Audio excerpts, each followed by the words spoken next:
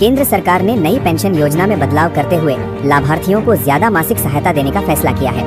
अब बुजुर्गों को पहले से अधिक राशि मिलेगी, जिससे आर्थिक स्थिति मजबूत होगी और ग्रामीण इलाकों में इसका सीधा असर देखने को मिलेगा।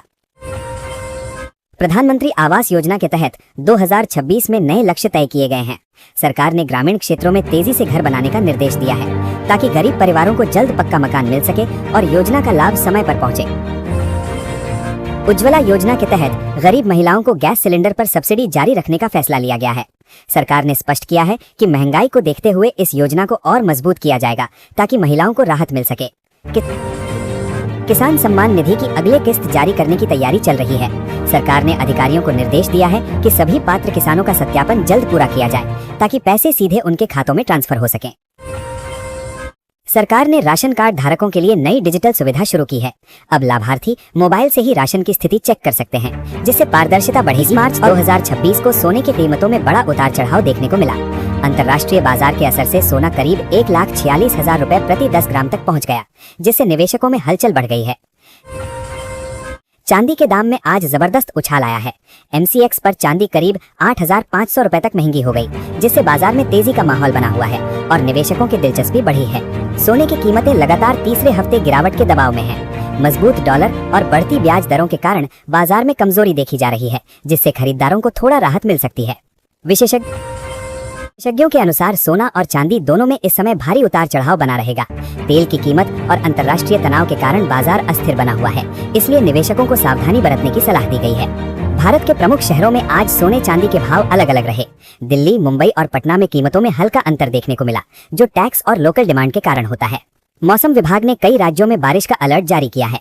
उत्तर भारत में अगले 48 घंटे में तेज हवाओं और बारिश की संभावना है, जिससे तापमान में गिरावट देखने को मिल सकती है। बिहार और उत्तर प्रदेश में मौसम में अचानक बदलाव देखा गया है। सुबह हल्की ठंड और दिन में गर्मी बढ़ रही है, जिससे लोगों को स्वास्थ्य संबंधी समस्याओं का सामना करना पड़ सकता है। दक्षिण भारत के कुछ हिस्सों में गर्मी तेजी से बढ़ रही है। तापमान 35 डिग्री के पार पहुंच गया है, जिससे लोगों को दोपहर में बाहर निकलने से बचने की सलाह दी गई है। पहाड़ी इलाकों में बर्फबारी की संभावना जताई गई है। इससे पर्यटकों की संख्या बढ़ सकती है, लेकिन स्थानीय लोगों को सतर्क रहने के निर्देश दिए गए हैं। मौसम विभाग ने किसानों को चेतावनी दी है कि अचानक मौसम बदलाव से फसलों को नुकसान हो सकता है, इसलिए समय पर सुरक्षा उपाय अपनाएं। अंतर्राष्ट्रीय बाजार में कच्चे तेल की कीमतों में बदलाव का असर भारत में भी देखने को मिल रहा है।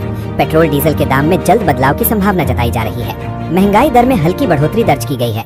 खाद्य पदार्थों की कीमतें बढ़ने से आम लोगों के खर्च पर असर पड़ रहा है और बजट पर दबाव बढ़ गया है। गैस सिलेंडर की कीमतों को लेकर नई समीक्षा शुरू की गई है। सरकार जल्द ही सब्सिडी में बदलाव कर सकती है, ताकि आम जनता को राहत दी जा सके। बाजार में सब्जियों और दालों की कीमतें लगातार बढ़ रही हैं। इससे गरीब और मध्यम वर्ग के लोगों को सबसे ज्यादा परेशानी हो रही है। सरकार महंगाई को नियंत्रित करने के लिए नई नीतियों पर काम कर रही है, जिसमें आयात निर्यात नीति में बदलाव शामिल हो सकता है। नरेंद्र मोदी ने आज एक बड़े कार्यक्रम में विकास योजनाओं की समीक्षा की और अधिकारियों को तेजी से काम करने के निर्देश दिए, ताकि जनता को समय पर लाभ मिल सके। कई राज्यों में आगामी चुनाव को लेकर राजनीतिक गतिविधियां तेज हो गई हैं। सभी पार्टियां अपनी रणनीति तैयार करने में जुटी हैं और बड़े नेताओं के दौरे भी बढ़ गए हैं। संसद में आज महंगाई और बेरोजगारी के मुद्दे पर जोरदार बहस हुई। विपक्ष ने सरकार से जवाब मांगा, जबकि सरकार ने अपनी योजनाओं का बचाव किया। योगी आदित्यनाथ ने कानून व्यवस्था को लेकर अधिकारियों से बैठक की और सख्त निर्देश जारी किए, ताकि अपराध पर नियंत्रण किया जा सके। केंद्र सरकार ने नई नीतियों को लागू करने के लिए राज्यों के साथ बैठक की, जिसमें विकास और रोजगार पर जोर दिया गया। सरकारी विभागों में नई भर्ती प्रक्रिया शुरू होने वाली है। युवाओं के लिए ये बड़ा मौका है, जिसमें हजारों पदों पर आवेदन मांगे जाएंगे। रेलवे में नई भर्तियों की घोषणा की तैयारी चल रही है। उम्मीदवारों को सलाह दी गई है कि वे आधिकारिक वेबसाइट पर नजर बनाए रखें। पुलिस विभाग में भर्ती के लिए जल्द नोटिफिकेशन जारी हो सकता है। इसमें शारीरिक परीक्षा और लिखित परीक्षा दोनों शामिल होंगी। कई राज्यों में शिक्षक भर्ती प्रक्रिया तेज की जा रही है। इससे शिक्षा व्यवस्था को मजबूत करने में मदद मिलेगी। निजी कंपनियों में भी रोजगार के अवसर बढ़ रहे हैं। खासकर टेक्नोलॉजी और सर्विस सेक्टर में युवाओं के लिए मौके उपलब्ध हैं। एक सड़क हादसे में कई लोग घायल हो गए हैं। स्थानीय प्रशासन ने तुरंत राहत और बचाव कार्य शुरू किया और घायलों को अस्पताल में भर्ती कराया गया। ट्रेन हादसे की खबर सामने आई है, जिसमें कुछ डिब्बे पटरी से उतर गए हैं। हालांकि बड़ी जनहानि की खबर नहीं है, लेकिन जांच शुरू कर दी गई है। एक फैक्ट्री में आग लगने से अफरा तफरी मच गई। दमकल विभाग ने मौके पर पहुंचकर आग पर काबू पाया। एक बस दुर्घटना में कई यात्री घायल हो गए हैं। पुलिस ने मामले की जांच शुरू कर दी है। एक निर्माणाधीन इमारत गिरने से कई मजदूर दब गए हैं, जिन्हें निकालने के लिए राहत कार्य जारी है। पुलिस ने एक बड़े चोरी गिरोह का पर्दाफाश किया है। आरोपियों को गिरफ्तार कर लिया गया है और उनसे पूछताछ जारी है। एक हत्या के मामले में पुलिस ने मुख्य आरोपी को गिरफ्तार कर लिया है। घटना से इलाके में सनसनी फैल गई थी। साइबर फ्रॉड के मामलों में तेजी आई है। लोगों को सावधान रहने और किसी भी अनजान लिंक पर क्लिक न करने की सलाह दी गई है। पुलिस ने अवैध हथियारों के साथ कई लोगों को गिरफ्तार किया है, जिससे बड़ी वारदात टल गई है। एक महिला से ठगी का मामला सामने आया है, जिसमें ऑनलाइन फ्रॉड के जरिए पैसे निकाले गए हैं। भारत और अन्य देशों के बीच आर्थिक सहयोग को लेकर नई बैठक हुई है।